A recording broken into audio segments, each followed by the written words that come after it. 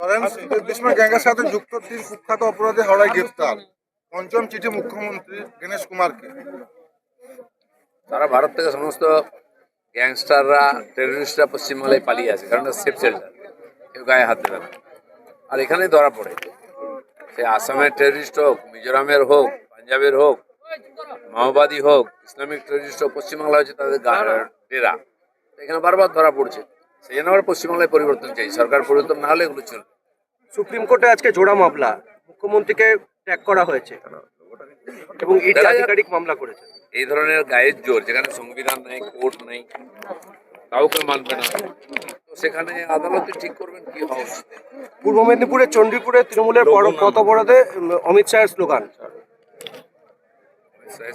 অমিত শাহের পক্ষে স্লোগান।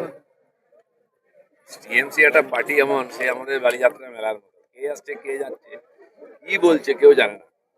এসব নিয়ে চিন্তা করার কোনো কারণ নেই। আর সময় এসে এসেছে, এবার বিদায় দেওয়া। মুখ্যমন্ত্রী অভিযোগ জানিয়েছেন ইডি নথি নিয়ে রিসিভ দেয়। উনি যেটা নিয়ে গেছেন, উনি কাকে রিসিভ দিয়েছেন?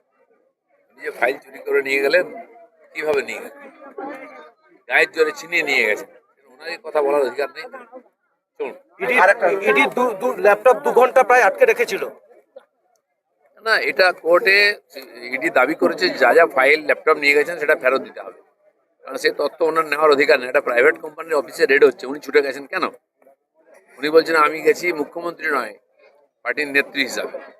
তো আপনার সঙ্গে ডিজি, আইজি, এসপি এই সমস্ত লোকেরা কেন গেছে? চিফ সেক্রেটারি থেকে সব অফিসাররা কোনো পার্টির নেতার সঙ্গে যায় কি? মুখ্যমন্ত্রীর সঙ্গে যায়। তো এই যে অসংলগ্ন কথাবার্তা বলছেন, বোঝা যাচ্ছে খুব কষ্টের মধ্যে আছেন, টাইট আছেন, টেনশনে আছেন। মোহাম্মদ শামির পর লক্ষ্মীরতন শুক্লাকেও হিয়ারিং এ ডাকা হয়েছে। আইনের বিরুদ্ধে কে গেল তাকে ডাকা। চলুন।